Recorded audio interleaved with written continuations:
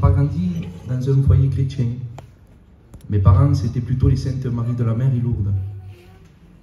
À l'âge de 9 ans, mes parents se sont séparés. Et bien sûr que la conséquence, c'est les enfants. J'en ai beaucoup souffert énormément. Et je me réfugiais sur ce que j'aimais, c'était de chanter.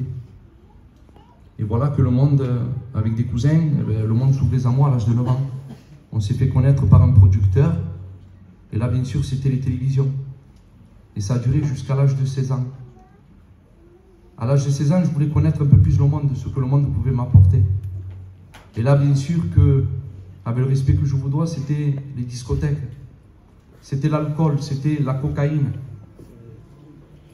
Et tout ce que le monde pouvait m'apporter, je le prenais.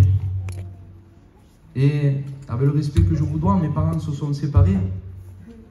Et j'étais chez moi avec mon père, je vivais avec moi et lui. Et on a beaucoup souffert énormément. Et vous savez, avec le respect que je vous dois, je me droguais avec mon père.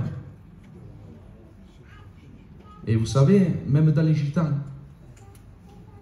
le péché, quand il rentre dans une maison, il détruit tout.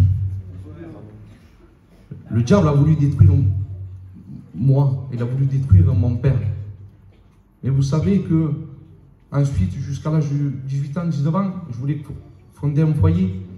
Et là, bien sûr, c'était le chaos, parce que j'étais un garçon qui sortait, qui aimait le monde, qui aimait les sorties, j'aimais la danse. Et voilà que j'étais attiré par ces choses-là, mais dans mon foyer, c'était le chaos. Et elle n'avait rien de droit de dire, parce que je la frappais, j'étais très méchant. Et elle a beaucoup souffert énormément. Et ce que moi, j'avais vécu à l'âge de 9 ans, ma fille, elle voyait tout. Elle voyait que je frappais sa mère. Et un jour, j'avais quelqu'un de la famille, il était pasteur, et il est passé devant la maison, et il me dit, et je lui dis, monte. Il nous a parlé de l'amour de Jésus-Christ.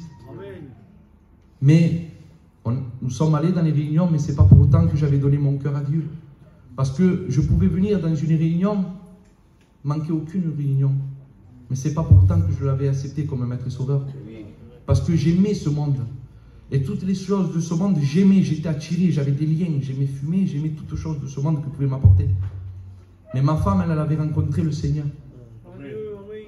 Et je me suis retrouvé dans des endroits qui n'étaient pas de la gloire de Dieu, dans une discothèque. Et ma femme, elle était à la maison en train d'intercéder pour moi. Et là, je me retrouvais dans la discothèque, je me sentais mal.